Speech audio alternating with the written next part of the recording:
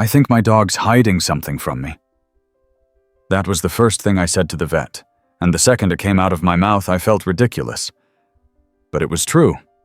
Charlie, my golden retriever, had been acting strange ever since we came back from our week-long trip to North Carolina.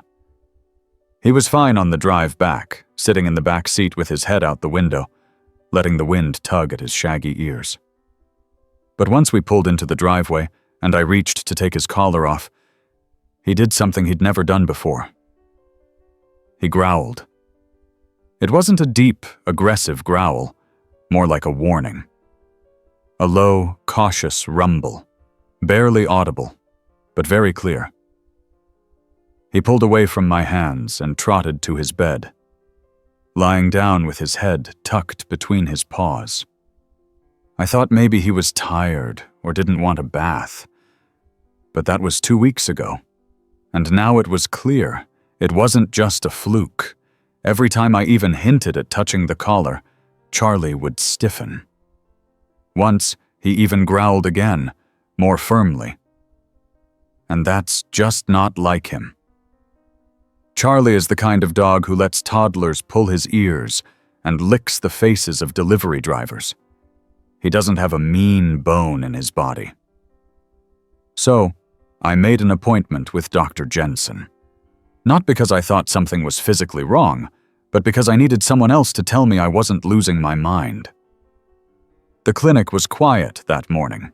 A few cats in carriers, a nervous-looking Labrador with a shaved leg, and then us. Charlie sat beside me, leaning into my side, tail thumping on the floor. He always got excited about the vet, treats, pets, attention. But when we entered the exam room and I tried to slip the collar off so Dr. Jensen could check his neck, he backed away again. The vet raised an eyebrow. "He won't let me take it off," I explained, a little embarrassed. "He's been like this since we got back from our trip."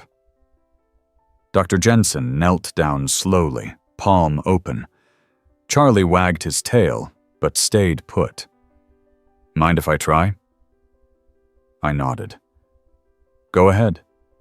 But as Dr. Jensen reached for the collar, Charlie let out another growl.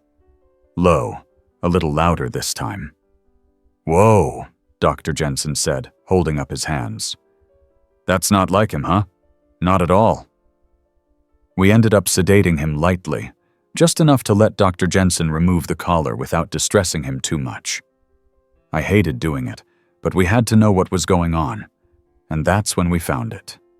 Tucked inside the soft inner lining of the collar, stitched so neatly you wouldn't see it unless you knew exactly where to look, was a tiny note. Folded tight. Old paper, maybe yellowed a bit with time. Dr. Jensen passed it to me. This was inside. I stared at it. My heart was pounding for some reason I couldn't explain. With shaky fingers, I unfolded it. 4 words, written in neat pen. Don't trust the neighbor. At first I laughed. It was so absurd, like something from a bad mystery novel. But the longer I stared at those words, the less funny it seemed. Charlie was still asleep on the table, his breathing steady. "Who's your neighbor?" Dr. Jensen asked. Jerry, retired guy, keeps to himself, walks his terrier every morning, waves when I pass by." "And you just got back from a trip?" "Yeah, drove down to visit my brother in North Carolina. Left Charlie at a local boarding kennel just outside town." Dr. Jensen tilted his head. "Did you check reviews for that kennel?" "I did. All glowing. It's where my sister-in-law takes her dog. I figured it was safe." "Maybe it still is. But maybe someone there. I mean, that's a strange place for a note." I nodded slowly. "You don't think it's some weird prank?" He shrugged. "Could be. Could also be someone trying to send a message in the only way they could. Dogs go unnoticed. A collar's the perfect hiding place." I spent the next few hours watching Charlie recover at home. He was groggy, but perked up quickly, especially when I gave him some roast chicken. But something had changed between us. He was more watchful, like he was waiting for me to understand something he couldn't say. That night, I couldn't sleep. The note kept running through my head. I stared at it on my kitchen table, read the words over and over until they blurred together. Don't trust the neighbor. I kept thinking about Jerry. He didn't seem threatening. But what did I really know about him? He moved in 2 years ago. Quiet, polite, a little stiff, always dressed like he was going golfing. His terrier, Max, barked a lot, but Jerry always apologized with a chuckle and a pat on the head.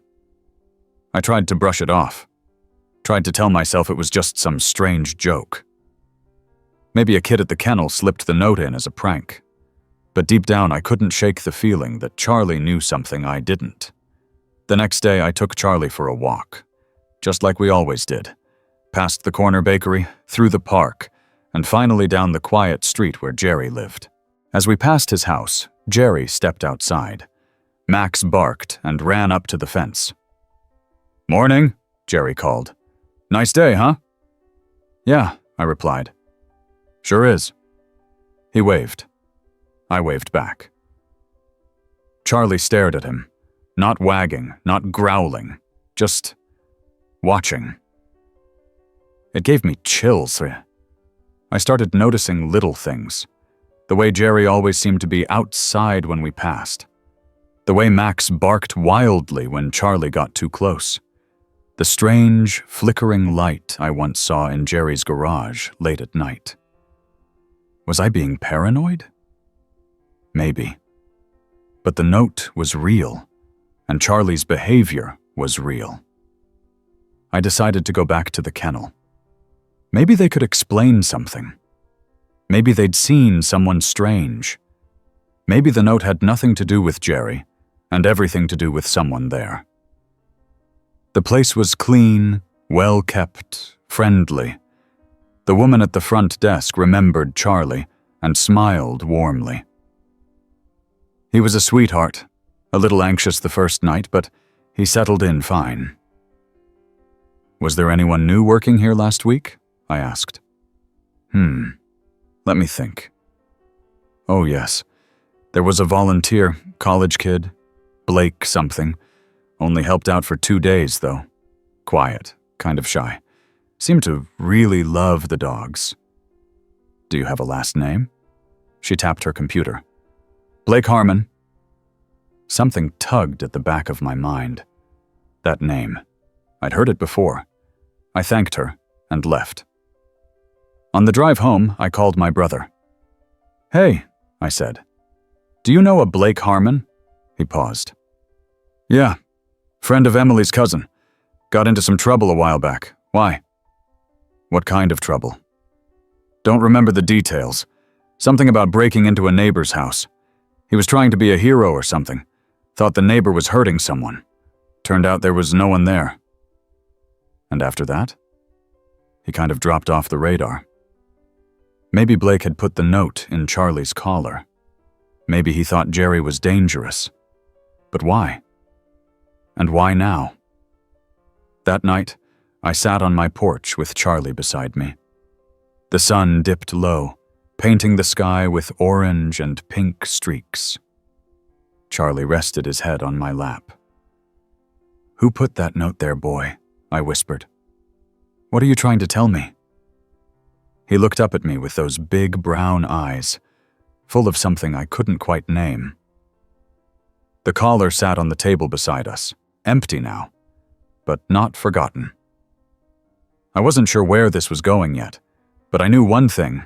Charlie knew more than I did, and I was going to find out why. Charlie was back to his cheerful self the next morning, bounding down the stairs with his tail swishing like a feather duster, ready for breakfast. I poured his kibble into the bowl, and he sat politely, waiting for the okay. His eyes never left me, though. That was new. He usually focused on the food like it was gold. But today, he watched me the way people do when they think you're about to make a big mistake. "Good boy," I said softly, and he tucked in. I sipped my coffee and sat down with my laptop. Blake Harmon. The name still rattled around my head like loose change. There had to be more to the story. If he had something to do with the note, maybe he'd left a digital trail. I wasn't a detective, but I knew how to run a decent Google search. I typed in his name and the town we'd visited. Not much came up at first. A few mentions in high school track events. Then, tucked away on the third page, an old blog post written by someone from his college. It was about mental health awareness and featured several students who had struggled and come out the other side. One of them was Blake Harmon. He'd written a short paragraph about an incident that changed him, a time he thought he saw something wrong happening in his neighborhood. He tried to intervene, but no one believed him. The police dismissed it. His parents were embarrassed, but he still believed what he saw was real. After that, he withdrew for a while, stopped talking much. Then, with the help of a counselor and a therapy dog, he slowly started coming back to life. Therapy dog. My heart did a little skip. Could that be why he was drawn to Charlie? Could that be why he used a dog to carry a message? I leaned back and looked at Charlie, who was now curled up by the sliding glass door, sun pouring over his golden fur. He looked peaceful, but I couldn't stop thinking there was something more he was trying to tell me. I decided to try something. I grabbed the collar from the drawer and sat down on the floor beside him. "Hey, buddy," I said, "can I put this back on for a second?" His ears twitched, but he didn't move away. I slowly slid it over his head, not fastening it yet, just placing it there. His tail gave a slow wag. "Where were you when someone put that note in here?" I asked. He looked at me, not confused, not wary, just quiet. Still. I fastened the collar, this time paying closer attention, running my fingers along every seam, every edge. Nothing else, just the space where the note had been. But he leaned into me a little, and that meant something. The next day, I drove out to the boarding kennel again. I told the front desk I wanted to look around, maybe donate some supplies. They were happy to show me the place. Rows of kennels, a fenced outdoor play area, a bathing station, all clean, all normal. But I asked casually if any of the dogs had special routines, or if someone walked them regularly. "Oh, yes," the receptionist said.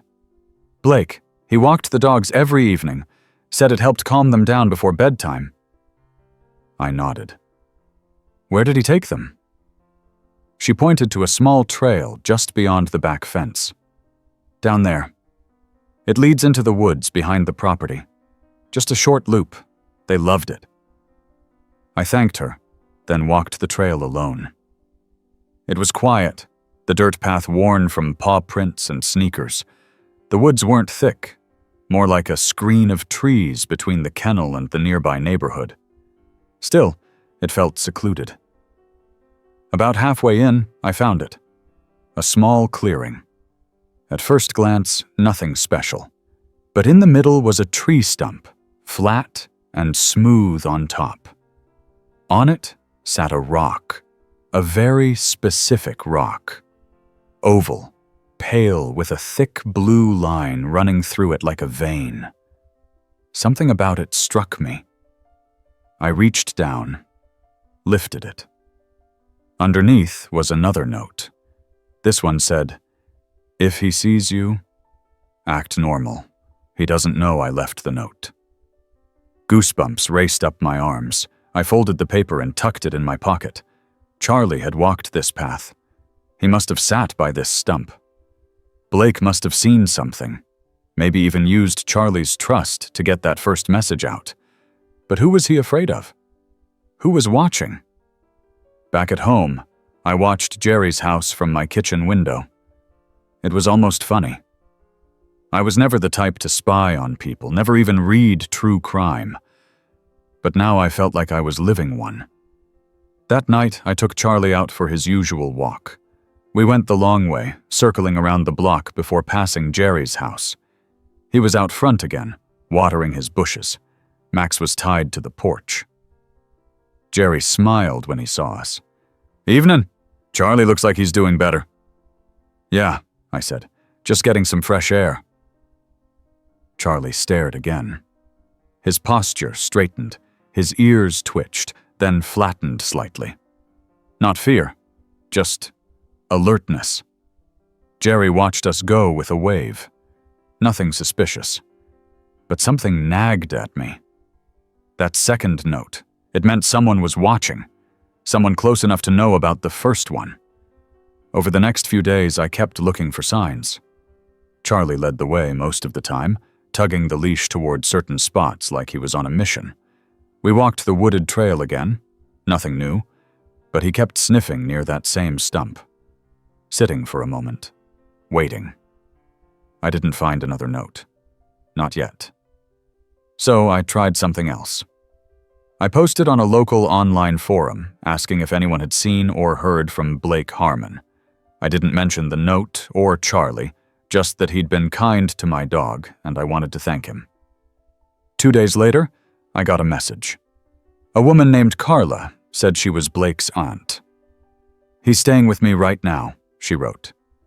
"Been going through a rough patch again, but he talks about that golden retriever like he was a guardian angel."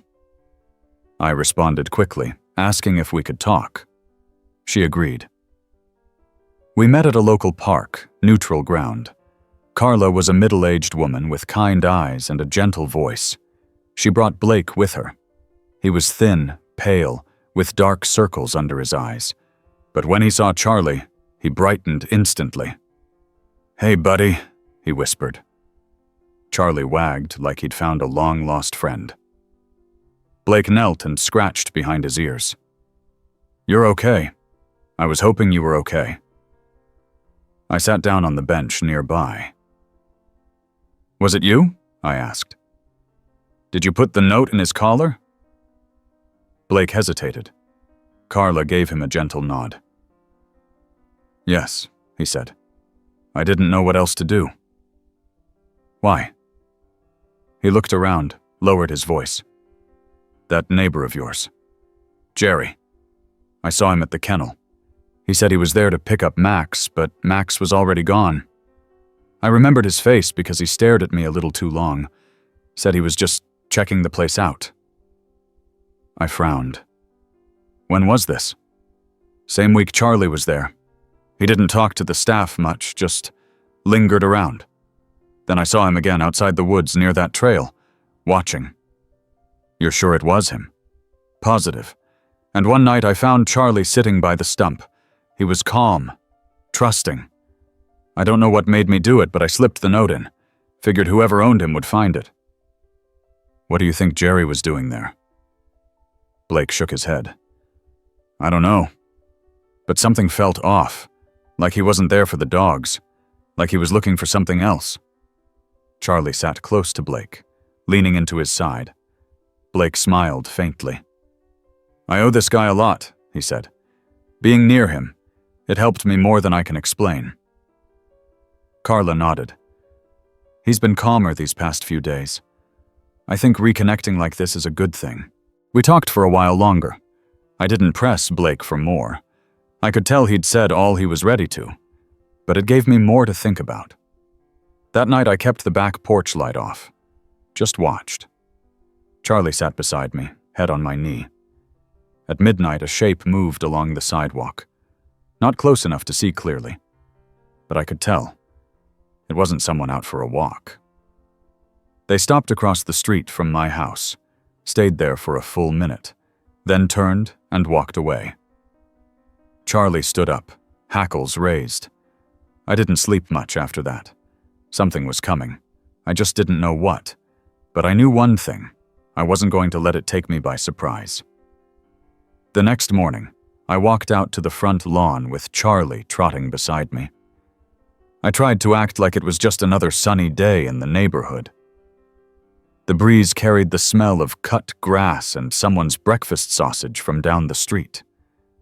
I waved to a jogger I didn't recognize and bent down to adjust Charlie's leash. My eyes wandered to Jerry's house across the road. The blinds on his front windows were angled closed, but I could see a narrow gap. Too small to see a face, but I had the heavy feeling someone was standing there, watching. I gave Charlie a quick pat and we started walking. I hadn't told anyone what I saw last night. Not Blake, not Carla, not even the police.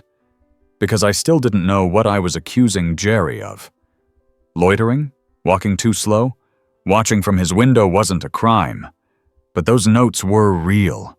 Charlie's behavior was real. We turned the corner, heading toward the park. A couple of kids were tossing a frisbee on the grass, their golden doodle chasing behind with more enthusiasm than aim. I watched them and thought of Charlie a few years ago, when he was still learning how to fetch without running halfway to the next town. He always brought the stick back eventually, sometimes with a flower stuck to his snout or a feather in his mouth. He paused by the base of a lamppost and sniffed hard. His body stiffened. "What is it?" I asked, kneeling beside him. He pawed at the grass. Just a few inches from the metal base was a corner of something sticking out of the dirt. I gently pulled it free. Another note. This one was folded into a tiny square and wrapped in clear tape. I peeled it open and read, "He knows where you live, but he doesn't know you're watching now." I didn't move for a moment. The kids laughing in the distance, the wind brushing the back of my neck. All of it faded. I crouched in that moment of stillness, heart thudding in my chest. Charlie gave a soft whine. We walked home the long way. I didn't want to go past Jerry's house again. Not yet.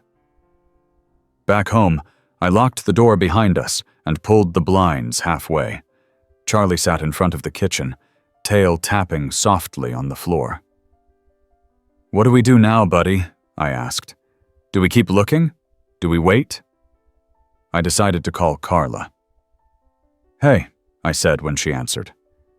"Is Blake doing okay?" "He's doing better," she replied. "He keeps asking if Charlie's safe." "He is." But I found another note. There was a pause. "Where?" "Near the park, buried next to a lamppost. Blake's handwriting again. He said Jerry knows where I live." "I think you should talk to someone," Carla said. "Not just me. The police. Even if they don't act, it needs to be on record." "I'm not sure what I'd report." "You'd be surprised what patterns they can spot. Let them do their part." That afternoon, I made the call. I kept it short and simple. I explained that someone had been leaving notes inside and near my property. I didn't mention Charlie's role, just that I was concerned. That I'd noticed a man lingering outside my house at night, a neighbor. The officer who came by later was polite but non-committal. Said they'd file it and add extra patrols in the area. That was it. I wasn't expecting much. I just wanted someone else to know. That night, Charlie didn't sleep in his usual spot by the window. He laid by the door, head between his paws, eyes open for hours. I watched from upstairs, bedroom light off. The street was quiet. But just after 1 a.m., a figure moved between the houses. Same slow walk. Same route. Pausing in front of my place again. Charlie let out a low sound. Not a growl, a hum almost, like he was warning the night itself. I crept downstairs and cracked the door open just enough to hear footsteps. Faint. Moving away again. I waited a full minute before locking it tight. The next morning there was a folded piece of paper in the mailbox. No stamp, no return address. Just my name on the front, printed in sharp black ink. Inside was a note. "You shouldn't have looked, and have..." I showed it to the police. They took it more seriously this time. promised to review local cameras, and told me to keep an eye out. But there was nothing else they could do without more. I walked Charlie around noon. Broad daylight, crowded streets. I felt safer then. Charlie did too. He trotted happily, sniffed fire hydrants, wagged his tail at a group of construction workers. But when we passed a trash bin near the grocery store, he stopped again. Nose down. Sniffed around the rim. Another note, taped beneath the lid. This one said, "He's planning something. The light in the garage, it's not what you think." I felt like I was part of some scavenger hunt I didn't sign up for, or a puzzle with no clear prize. That night, I drove around the block twice before turning in, just to be sure. Jerry's house was dark except for the garage, where the same flickering blue glow pulsed behind the curtains. I needed to know more. So I did something I hadn't done yet. I walked over and knocked. It was late, but I figured a concerned neighbor had some leeway. The porch light snapped on. Then Jerry opened the door, wearing a bathrobe and holding a steaming mug of something. "Hey," he said, surprised. "Everything okay?" I smiled politely. "Yeah, I just noticed your garage light. Kind of flickering. Thought it might be a short or something." He glanced behind him, then chuckled. "Oh, that. No, it's my 3D printer. Been fiddling with it for weeks. Always gives off that weird light." 3D printer? Yeah, got into it during lockdown. Makes models, little parts, goofy desk toys. Nothing exciting. "Cool," I said. "Well, just checking." "No problem. You want to see it?" I hesitated, but curiosity won. "Sure." He led me through the hall and into the garage. And there it was. A large, humming printer on a table. Layers of plastic being melted into shape. Boxes of colorful filaments stacked nearby. Tools, some half-assembled models. It looked normal. "Right now it's printing a replica of a battleship," he said, pointing to the blueprint taped above. "Takes a few days." I nodded. "Impressive setup." He sipped his drink and leaned against the workbench. "I get it. The light's weird. Neighbors probably think I'm making robots back here." I chuckled awkwardly. "Just wanted to make sure it wasn't an electrical hazard." "Well, appreciate the concern." I thanked him and left. Charlie was waiting at the window when I got home, tail thudding against the glass. I didn't sleep much. Couldn't tell if I'd just confirmed Jerry was harmless, or if he'd just gotten better at hiding whatever he was really doing. By the next day, Blake had messaged me again. "Did you see the note about the garage?" he wrote. "Yeah, I even went inside. He says it's a 3D printer." Blake's reply came quick. "That light isn't from a printer. I've used one. They're steady, not pulsing. He's doing something else." I stared at the screen, then at Charlie. "I need help," I muttered. I posted again on the local forum, this time asking for advice on home surveillance. A couple of tech-savvy neighbors chimed in, recommending cameras, apps, motion sensors. One of them even offered to help me install them. By the end of the week, I had 2 cameras pointed at my front yard and one tucked behind a potted plant watching the side of Jerry's property. I told myself it was for peace of mind. But the first night, the camera caught movement. 1:12 a.m. A man walking down the street. He paused in front of my mailbox, bent down, then walked away. When I checked the mailbox the next morning, there was nothing, but Charlie sniffed the base, pawed at the dirt. Another note. "Don't let the calm fool you. He's hiding something in the shed." I stared at Jerry's backyard from my upstairs window. Sure enough, a small wooden shed sat behind his garage, partly hidden by overgrown bushes. I knew what I had to do. I just didn't know if I could do it alone. Charlie paced by the back door the next evening, his claws clicking softly against the hardwood. He'd already been out, already eaten, already sniffed every bush in the backyard twice. But something had him unsettled. His ears were perked, eyes trained on the narrow sliver of yard beyond the neighbor's fence. I stood behind him, watching the same space. The shed. Jerry's shed. In the daylight, it looked like any old structure. Weathered wood, slanted roof, padlocked door. But at night, especially from this angle, it seemed to hum with a presence I couldn't explain. The notes had stopped coming. It had been 4 days since the last one, the one that said not to trust the calm. I checked every mailbox, park bench, trash bin, and lamppost I passed. Nothing. Even the clearing by the stump had gone quiet. Charlie sniffed at it with the same urgency as before, but there was nothing new hidden beneath the rock. I had cameras now. One by the garage, another facing the street, and a final one watching the edge of Jerry's property from my upstairs window. I reviewed the footage every morning and night. Always the same. A few cars passing. Max the terrier trotting around the fence. Jerry taking out the trash. Never anything unusual. But I couldn't shake the feeling we were being watched, too. Only now, it was quieter. Smarter. Charlie pawed at the door again, giving a short, anxious bark. Okay, I whispered. Just a peek. I clipped his leash and stepped out onto the porch. The air was cool, the kind of crisp that promised fall was around the corner. The sky was clear, stars dotted like freckles across the deep blue.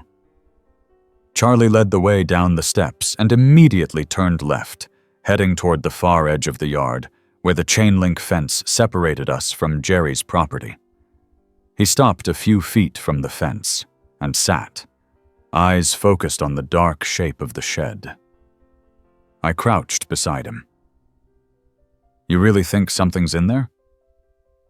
His tail didn't wag. He didn't blink. I walked him around the block, hoping to tire him out, but when we returned, he sat in the same spot again, staring through the fence like it was the only thing that mattered. The next morning, I made a decision. I called Blake. Do you think he's dangerous? I asked. There was a pause on the other end. I don't know, but I think he's hiding something. Something he doesn't want anyone to see. I want to look inside the shed. You mean break in? I don't want to, but I feel like we're running out of time. I can't explain it, Blake. Charlie knows something's wrong. I believe you, he said, but be careful. People like that, they cover their tracks. I spent the rest of the day planning. If I was going to do this, I had to be smart. I wasn't going to pick a lock in broad daylight or sneak through someone's yard like a cartoon villain. But I had one thing going for me. Jerry's routine. He went out every Thursday evening. Trivia night at the bar on Main. He left around 6:30 and didn't get back until at least 10. I'd seen it every week since this started. So that Thursday, I waited. Charlie paced for most of the day, somehow sensing my nervous energy. I checked the cameras again. Nothing new.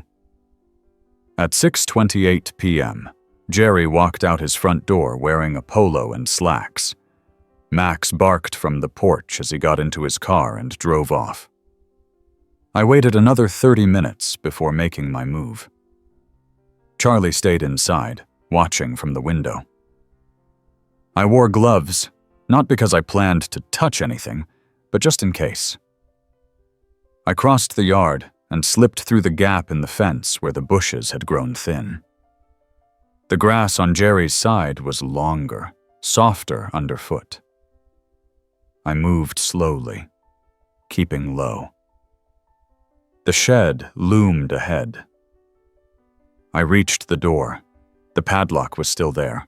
No sign of tampering. but when I pulled gently on the handle, the door gave just a little. The lock was clipped through the metal bracket, but the bracket itself was loose. The screws had rotted away from the wood. It looked locked, but it wasn't. I pushed the door inward. A creak. Then the musty smell of old wood and something else, metallic, like a garage left closed too long.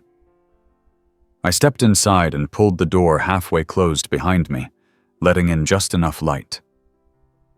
Inside, the shed was mostly empty. A workbench lined one wall, covered in tools, wires, and bits of plastic. In the far corner, a stack of boxes labeled with dates. And in the center of the room, on a small table under a tarp, something bulky. I pulled the tarp off slowly.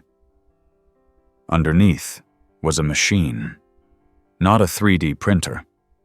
It looked more like a scanner or a transmitter, something with dials, antennas, and wires running to a small power unit below. It was humming softly, red lights blinking along the panel. Next to it, a notebook, open to a page filled with dense handwriting, diagrams, coordinates. I flipped back a few pages. More of the same. Dates, times, maps. The last page had only 2 lines. Phase complete. Next target selected. I stepped back, heart pounding. What kind of machine was this? What phase? What target? I snapped a few photos with my phone, then carefully replaced everything. I backed out of the shed, pulling the door shut behind me and pushing the lock back into place. It wouldn't fool someone forever, but maybe long enough. I slipped back through the fence and into my yard. Charlie met me at the door, sniffed my clothes, and gave a soft whine. "I saw it," I whispered. "You were right." I uploaded the photos to my computer, sent copies to Blake and Carla. Asked Blake if any of it looked familiar. His response came quickly. "That's not a printer. That's a signal amplifier. Military grade or close. That setup could transmit shortwave messages over hundreds of miles. Why would he have that?" I didn't know, but I wasn't going to wait for Jerry to find out I'd seen it. The next morning, I took the photos to the police station. I told them everything. The notes, the shed, the machine. They were skeptical at first, but the mention of a transmitter changed their posture. They asked me to wait. An officer came back 10 minutes later and said they'd be sending someone to investigate. In the meantime, I was told not to approach Jerry, not to engage. That night, I sat with Charlie on the porch again. The stars were out, but the air felt heavier than before. At 9:03 p.m., a car pulled up to Jerry's house. Not his usual vehicle. A dark SUV. A man got out, went to the door, and knocked. Jerry answered. They talked for a minute, then went inside. The lights in the garage turned on, flickered, pulsed. Charlie growled. I checked the side camera the next morning. The footage showed the SUV arriving. The man going inside, but not leaving. I replayed the video 5 times. The SUV was still parked across the street. Charlie sat by the door, staring at it. Watching. Always watching. And I realized something. Whatever Jerry was doing, it wasn't just hidden. It was active. Ongoing. And Charlie knew we were running out of time. I didn't sleep at all that night. Not even a little. Every sound outside sent my heart racing. The neighbor's wind chime clinking in the breeze, the low creak of a tree swaying in the dark, the distant bark of some dog not mine. I sat on the couch with Charlie curled up beside me, his head heavy on my thigh, breathing slow and steady. He was calm, but not relaxed, not fully. Around 4:15 a.m., he sat up. No warning, no noise, just lifted his head and stared at the door, then the window. His ears pricked forward like radar. I followed his gaze. A single silhouette moved across the street. Not walking like someone out for a jog. No, this was slower, more deliberate. They passed in front of Jerry's house, paused at the SUV still parked along the curb, and moved toward the side yard. Then they vanished into the dark. Charlie whined. I got up slowly and walked to the window, pulled the blinds just enough to peek. The SUV hadn't moved since the night before. Still there. But something had changed. There was a dull gleam on the windshield. Condensation, maybe, but it made the whole thing feel too still, too untouched. I didn't wait for the sun to rise. I got dressed, grabbed Charlie's leash, and walked to the police station with a flash drive in my pocket and my phone loaded with every video and photo I had. I didn't care how I looked. I didn't care that I hadn't slept. I was done waiting. The officer at the front desk recognized me. He didn't even ask for my name. Just waved me to the same small interview room and said someone would be with me shortly. This time, the man who walked in wore a navy jacket with a badge clipped to the lapel.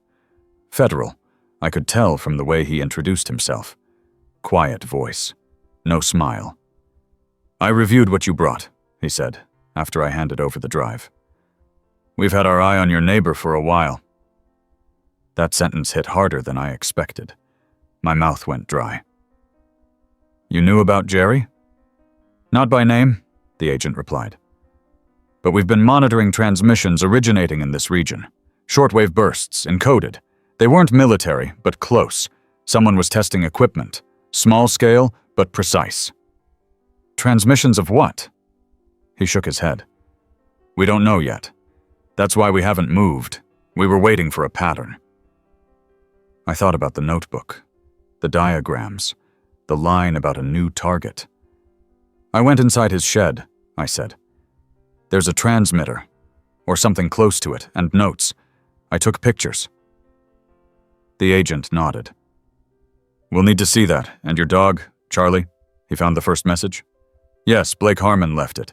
He saw Jerry lurking at the kennel while Charlie was boarded there. Said Jerry looked like he didn't belong."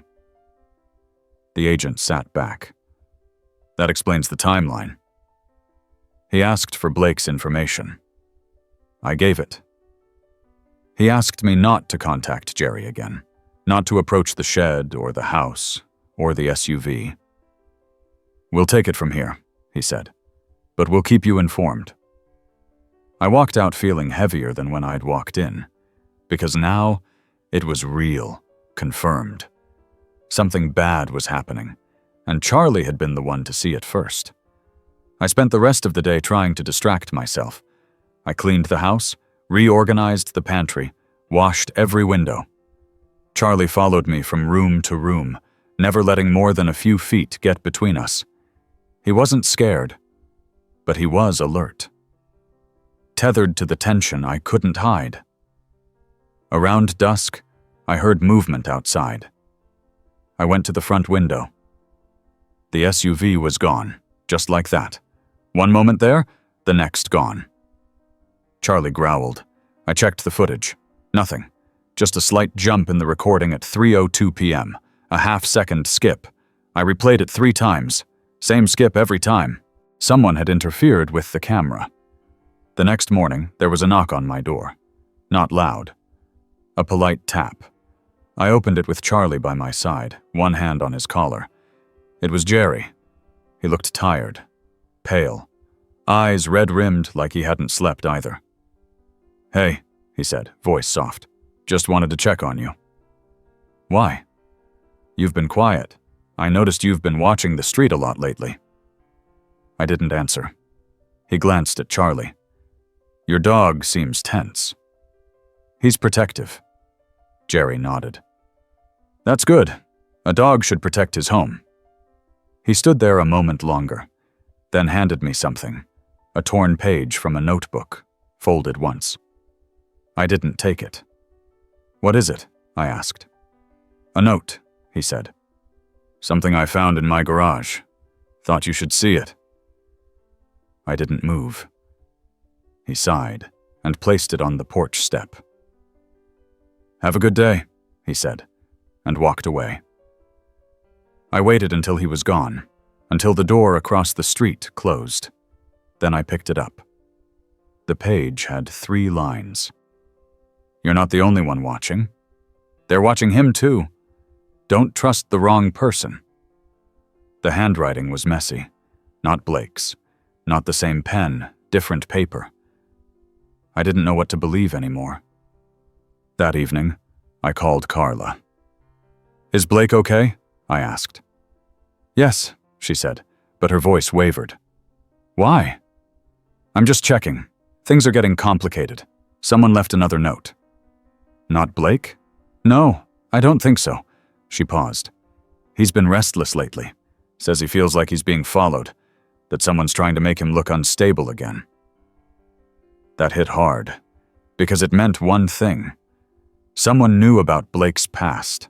Someone who could exploit it.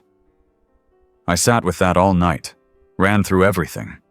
The notes, the cameras, the skips in footage, the agent, Jerry, the SUV, the shed, the transmitter, and a realization crept in. There were too many layers, too many angles.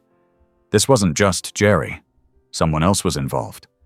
Maybe someone inside the investigation, or someone watching it from a distance. And somehow Charlie knew which way to look before I did. At 2 a.m., he started barking. Not loud, not panicked, just steady. I jumped up and checked the window. A figure stood at the edge of the yard. Not Jerry. Too tall. Thinner. They stared up at the house for several seconds, then walked away. Charlie didn't move from the door until dawn. The next morning, I received an email. No sender, no subject, just one sentence. "The dog knows." That was all. I closed the laptop slowly and looked at Charlie, who sat at my feet with those deep, brown eyes locked on mine. And I understood something I hadn't before. He wasn't just warning me. He was protecting something bigger. Charlie stayed close to me that entire day, almost like he knew the email had rattled something loose inside me. I didn't tell anyone about it. Not the police, not Blake, not even Carla. Something about the wording stuck with me. The dog knows. Not a threat, not a question. A statement. Cold and flat. Whoever wrote that wasn't just watching us. They understood something about Charlie that I didn't yet. Around noon, I decided to get out of the house. Charlie and I went for a drive, just out toward the edge of town. No destination. I kept the windows down, letting the breeze rush through. Charlie sat upright in the passenger seat, nose twitching at every new scent. He always loved car rides, but this time he didn't seem to relax. Every few minutes, he'd look out the back window, like he expected someone to be following us. I pulled into the gravel lot of an old hiking trail just past the city limits. We used to come here on weekends when the weather was nice. There was a wide path through the woods, with thick trees on either side and a small stream a half-mile in. I figured it might give us both a chance to breathe. As we walked, I tried to clear my head. Let the rhythm of our steps and the sound of birds do something to scrub away the tension that had made a home in my spine. But I couldn't let go of the last few days. The shed, the agent, the strange note from Jerry, the SUV, the camera skip. We were about a quarter-mile in when Charlie stopped, completely still. His ears perked straight, eyes focused on a cluster of trees to our left. I followed his gaze. There was a person there, standing between 2 thick trunks, half hidden in the shadow. Not moving, just watching. Charlie let out a low, short bark, The figure stepped back behind the trees, then disappeared. I turned on my heel, heart hammering. "We're leaving," I muttered, and tugged Charlie gently by the leash. He didn't resist. He stayed tight to my leg the whole walk back to the car. We drove home in silence. The neighborhood felt the same as always, quiet, clean, tucked in behind trimmed lawns and spaced-out mailboxes. But when I turned onto my street, I noticed something that made my stomach turn. The shed was gone. Jerry's backyard now had a patch of freshly disturbed earth where the shed used to be. The ground was too smooth, like it had been professionally leveled. The space looked naked. I parked and stared. No tape, no equipment, no signs of a search. Charlie stared too, growled once. Later that afternoon, I called the agent who had spoken to me earlier in the week. He answered quickly, but the tone of his voice had shifted. "I can't discuss that," he said when I asked about the shed. "You said you'd keep me informed." "I know, but things have changed.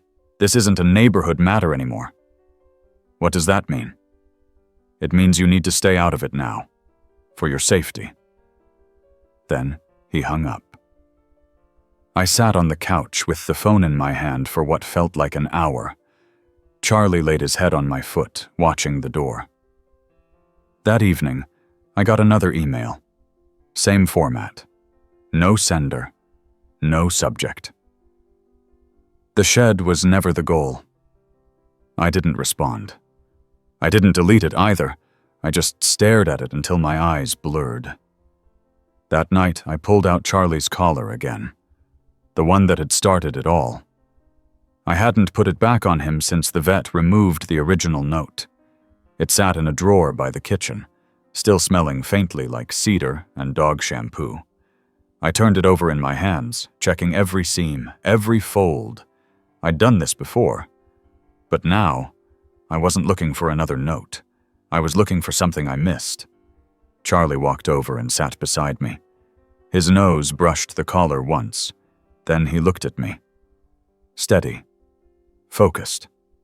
I reached into the inner lining again, deeper this time, past where the first note had been stitched in. My fingers brushed something thin and firm, wedged deep between the inner layers. I pinched and pulled. A memory card. Micro SD. Almost invisible. My stomach twisted. I plugged it into an adapter and slipped it into my laptop. There were 3 files. 1 audio. 2 short videos. I clicked the audio file first. A voice crackled through. Male, young, nervous. If you're hearing this, I couldn't say it out loud. My name is Blake Harmon. I don't know exactly what he's doing, but it's not just weird. It's dangerous. I saw him take something from the kennel's lost and found box. He didn't know I saw. It looked like a listening device, a mic or transmitter. He pocketed it. Then he came back the next day and asked to see the log of which dogs were boarded last week. I didn't give it to him, but I think he copied it. Charlie's name was on it. I think he's choosing dogs. I stopped the recording. My hands were shaking. I opened the first video. It was shaky footage, like someone had hidden their phone in a jacket pocket. Jerry was visible near the edge of the frame, talking to someone behind the counter of the kennel. He smiled, gestured casually, but then he leaned over and reached behind the desk, grabbing something quickly before returning to his upright stance. The second video was darker, filmed through a sliver in a door, like someone was peeking from a closet. Jerry again, this time in his garage. He was talking, but there was no one else in the frame. Just him. And the transmitter. He spoke into it. Signal test 4B active. Animal received. Behavior shift noted. Pattern confirmed. Next test pending. The video ended. Charlie stood beside me, watching the screen like he understood what was playing. I opened a new email, attached the files, and sent them to the agent's address with one line. "This is bigger than you're admitting." Then I closed the laptop and looked at Charlie. They were testing something. On you. Charlie rested his head on my lap. I didn't cry. I didn't panic. I just sat there, breathing in the quiet, letting the weight of it all settle. At midnight, there was another knock at the door. This time, I didn't hesitate. I looked through the peephole. It was Blake. He looked worse than before. Eyes wide, pale, sweating. I opened the door. "They're after me," he whispered. "I can't go home. I had to come here." Charlie stepped between us, then slowly wagged his tail. I let him in and locked the door behind us. "What happened?" I asked. "They found out I left the notes. Someone ransacked Carla's house. I saw them. They didn't take anything valuable, just my stuff, my laptop, my phone." "You still have your backup drive?" He nodded and pulled a small USB from his pocket. "Then we have proof," I said. "For now," he replied. "But they won't stop. They need people like me to stay quiet. They need dogs like him to be dismissed." I didn't sleep that night either, but I didn't feel alone anymore, because now there were 3 of us. And Charlie never once took his eyes off the door. Charlie didn't bark the next morning. He didn't pace or whine or scratch at the door. He just sat, perfectly still, near the window. His tail didn't twitch. His ears didn't move. He stared through the glass like he already knew what kind of day it was going to be. Blake was asleep on the couch under a pile of blankets, curled in on himself like someone trying to disappear. I made coffee quietly and gave Charlie his breakfast. He sniffed it, then walked away. That's when I knew something was wrong. Charlie never walked away from breakfast. I knelt beside him and gently placed a hand on his back. His muscles were tight. He wasn't trembling, but something was locked inside him. Focused. "Something's off, huh?" I whispered. He blinked slowly but didn't look away from the window. I stood up and went to check the camera feeds. The front yard was quiet. The sidewalk empty.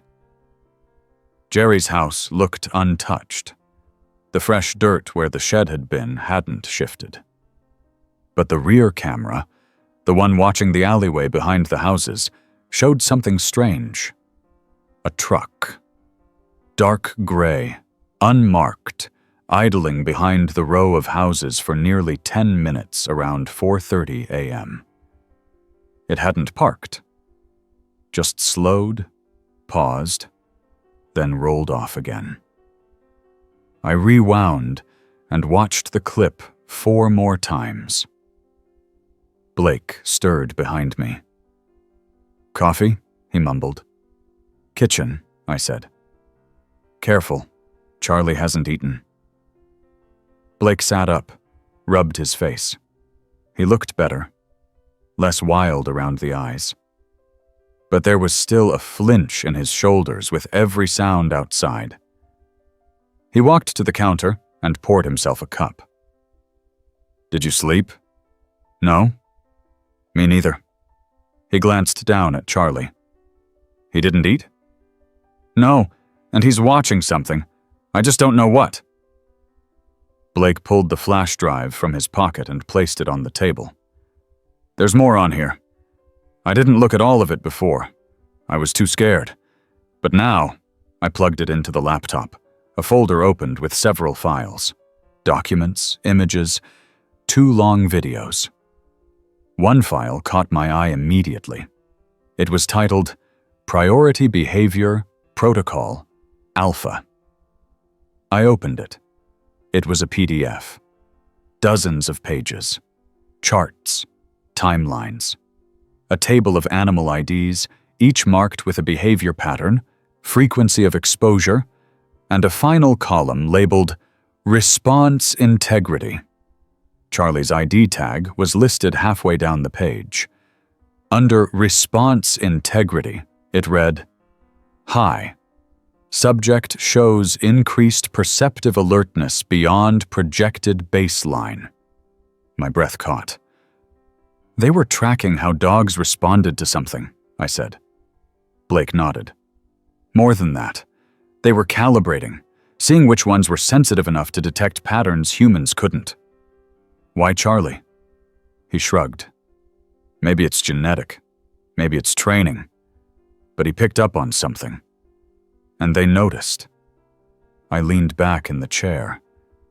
And now they're watching us. Watching him. Blake opened one of the long videos. It was grainy surveillance footage. A fenced-in yard. Several dogs were inside. A figure, blurred and wearing a dark coat, stood at the edge holding something that looked like a tablet. He tapped a few times, then a low-frequency hum filled the audio. Most of the dogs ignored it. A few barked or paced. One, a retriever, froze.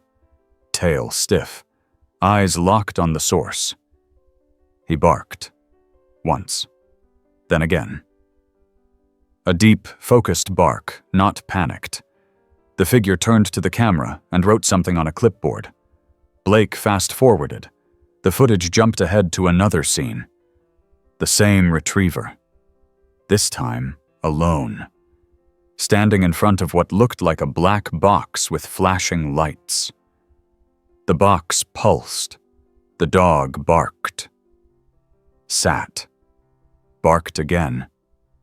Then turned and tried to leave. They were conditioning them, Blake whispered, seeing what they'd do when exposed repeatedly, and which ones broke pattern. Charlie didn't break, I said. No, Blake agreed. He adapted. We sat in silence. The hum of the fridge was the only sound for several minutes. Charlie finally moved, pacing once around the room before lying down by the front door. We need to go, I said suddenly. Not run, just move. Blake looked up. Where? Somewhere public. Somewhere with people. I just need time to think. And I don't like feeling like a target in my own house. We packed up quickly. I loaded the flash drive, my laptop, and Charlie's leash. Blake grabbed his bag and the backup drive. We didn't speak much, just moved on instinct. We drove to a nearby lake park with picnic areas and walking trails. It was open enough to see people coming, busy enough to make us less of a target. Charlie hopped out of the car like he'd been waiting for this. We found a bench near the water and sat. The sun was out, warm on our faces. People were everywhere. Families, joggers, kids with kites. It was the kind of ordinary we hadn't felt in days. Charlie sat with his back to us, facing the path, watching. Blake opened his bag and pulled out a notebook. There was something Carla said before I left, something I didn't think about until now. What was it? She said she got a call from someone asking about me. Said they were with Animal Services. Wanted to know about my time at the kennel. Asked if I'd ever shown signs of stress or delusion. They were trying to discredit you, I said. He nodded. They're trying to scrub the whole thing. I looked around the park. Why go to this much effort? Why dogs? Why signals? What's the point? Blake pointed at Charlie. Because they can see what we miss. They respond to frequencies and patterns. If someone's testing control methods, behavioral responses, or even just surveillance detection, they'd need animals that can't talk but can sense danger before it hits. And Charlie passed the test. We spent hours there. Watching. Thinking. Waiting. Charlie didn't relax once. Later that afternoon, I checked my phone. A new message. No name, no subject. Just one sentence. You were right to leave, but they followed you. I stood up slowly. "We need to go, now." Blake didn't ask questions. He grabbed the bag. I grabbed Charlie's leash. We made it to the car just as a silver sedan pulled into the lot. Tinted windows. No front plate. Charlie growled. I pulled out fast, circling wide. The sedan didn't follow. But I saw the driver. Briefly. Same man from Jerry's garage video. Back at the house, we locked everything. Closed the blinds, turned off the lights.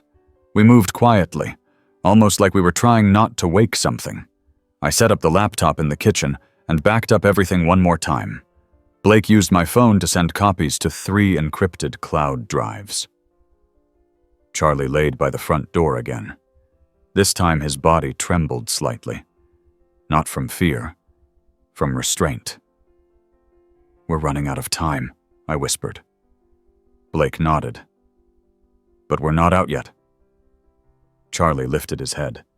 His ears twitched. And he barked once, loud, sharp, like an alert. We both turned toward the door. Outside, a car rolled slowly down the street. The same silver sedan. Blake looked at me. "I think they're ready to end this." I looked at Charlie. "So are we." I didn't know how long we had. Minutes, maybe. An hour, if we were lucky. Blake kept watch from the upstairs window, crouched low behind the sill, while I moved through the house and gathered everything important. Laptop, flash drives, Charlie's vet records, a change of clothes. I packed like someone preparing to run, not knowing if I'd come back. Charlie followed me every step of the way, his tail low, ears trained to every sound. He didn't need to bark again. I could feel the tension radiating off him in waves. He knew what was happening. Maybe even more than I did. "They're not just going to knock," Blake said quietly when I rejoined him at the window. "They want this clean, unnoticed." I nodded. "Then we don't give them clean." We pulled the blinds shut and turned off every light. The house dipped into silence, thick and complete. Outside, the sedan idled at the far end of the street. No headlights. No movement. But the shape of it, sharp, boxy, deliberate, stood out against the soft curves of minivans and pickups parked along the curb. "We go out the back," I said. "Through the alley." Blake slung the bag over his shoulder. "The footage, the recordings. Do we have backup of the backup?" 3 encrypted drives. 1 in the cloud. 1 mailed this morning. 1 stays with us. He nodded. "Let's hope that's enough." Charlie waited at the back door, posture ready. Not scared. Not anxious. Just waiting for the cue. I knelt and looked him in the eyes. "Stay close, okay? Whatever happens, you stick with me." His tail gave a slow, silent wag. We slipped out the back and ducked through the gate into the alley. It was darker there, the kind of dark that eats sound. Our footsteps echoed slightly off the garages and fences. Charlie stayed pressed to my side, his nose twitching, ears flicking like twin satellite dishes. We made it 3 blocks before I felt it. The sense of being watched.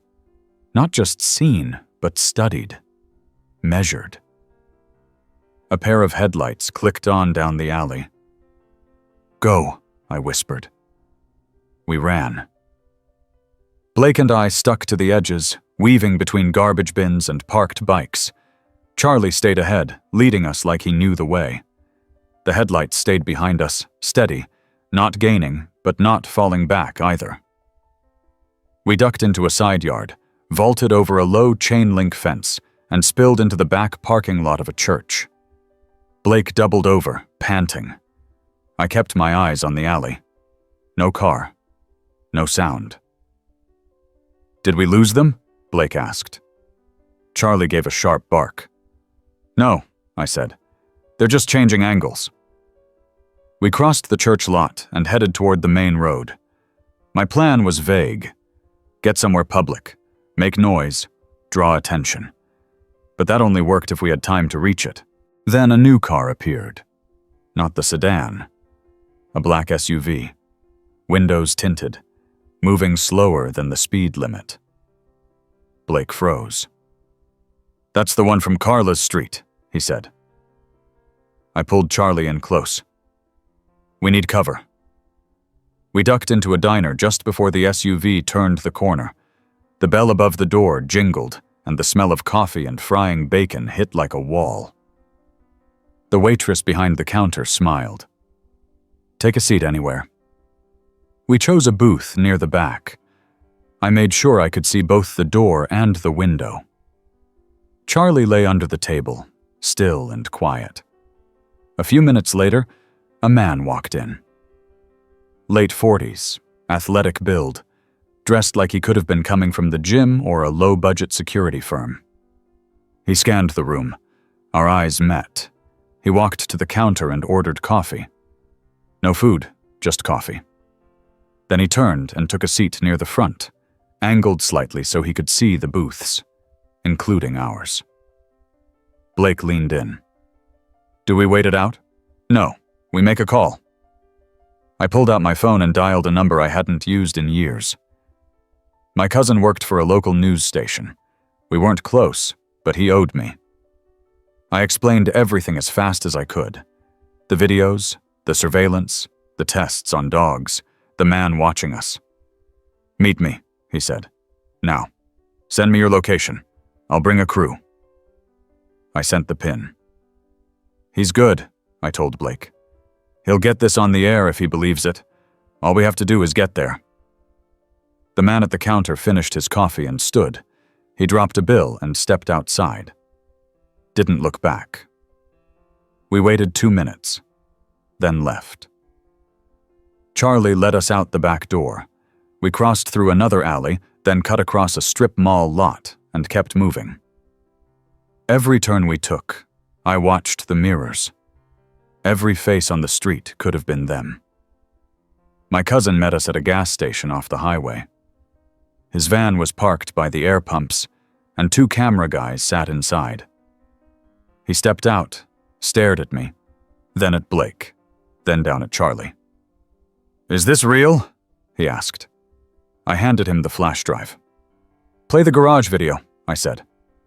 He plugged it into his laptop, watched it in silence, then the kennel footage, then Blake's audio file. Okay, he said. "Okay, get in the van. We're going to the studio." Blake and I sat in the back. Charlie laid between us, alert, eyes on the road. The station was 20 minutes away, tucked in a squat gray building behind a Walgreens. Inside, it felt sterile, quiet, almost too calm for what we were about to do. They took us to a small room with chairs, lights, and cameras. My cousin nodded to a producer. "We go live in 5. Blake looked like he might be sick. "Just tell them what happened," I said. "Tell them what you saw." Charlie lay beside the chair, calm as ever. The broadcast was short, 10 minutes, just enough to show the video clips, play part of the audio, flash the screenshots of the protocol file.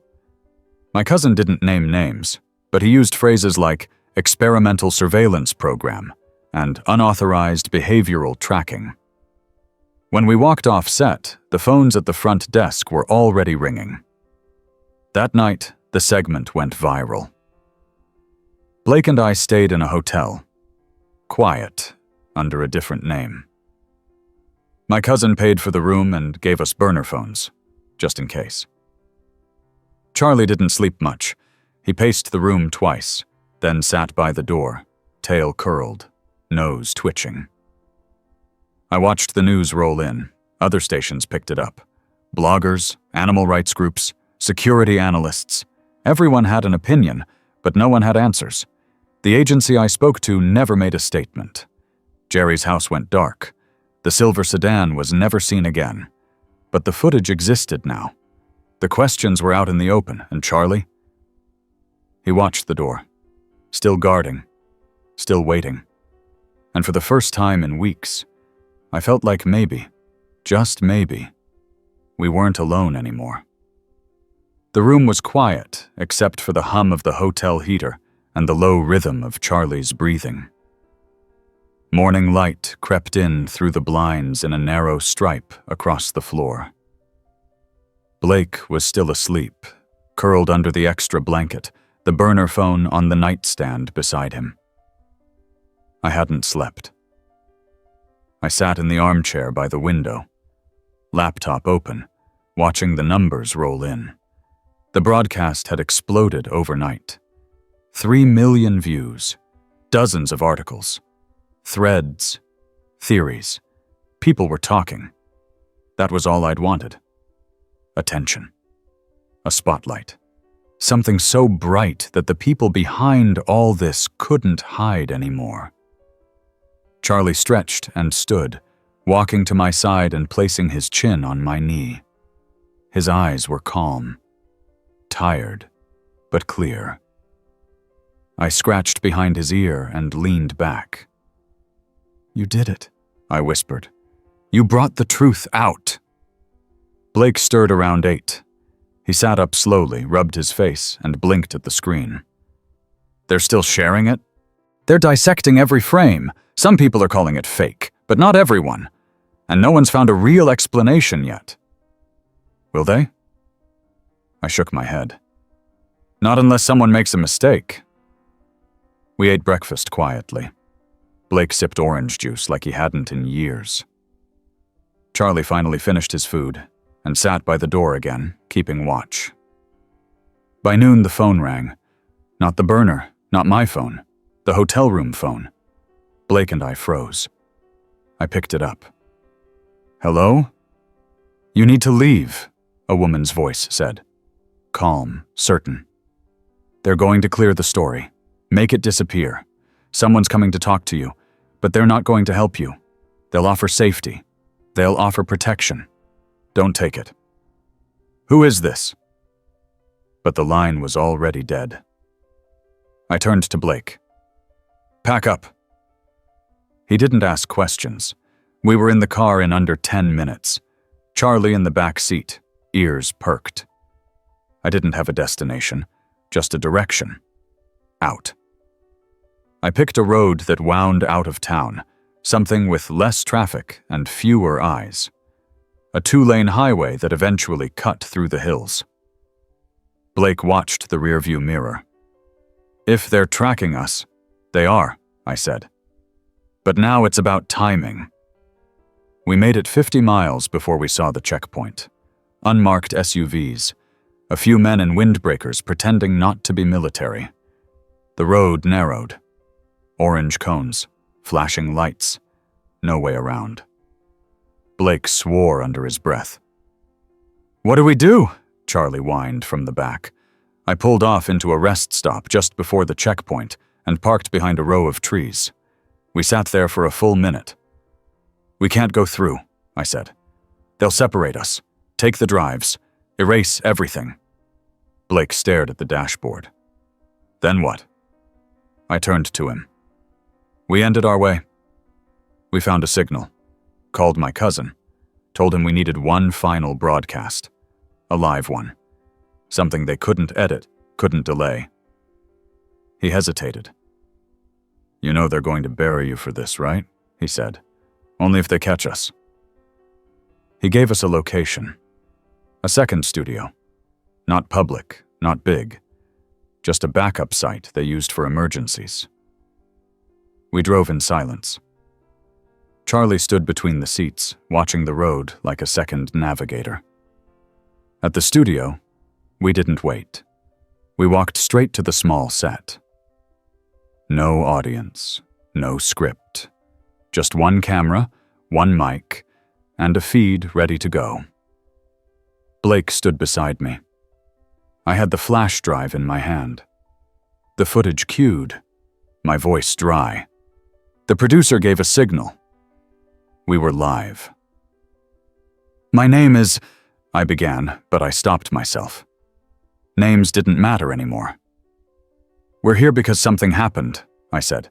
"Because this dog, Charlie, uncovered something we weren't supposed to know. We don't know the full extent of it. We may never know. But we do know this. They've been testing behavioral influence methods on animals. They've been tracking dogs, manipulating them, using them to test response to hidden stimuli. And they've been covering it up. Blake stepped forward. I worked at a kennel. I saw a man, someone pretending to be just another pet owner, tampering with devices, stealing information, identifying specific dogs. One of them was Charlie. I continued. We've shown you the footage, the notes, the recordings. You've seen them.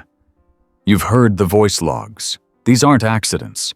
They're operations, small-scale experiments with the potential to become something worse. The footage played.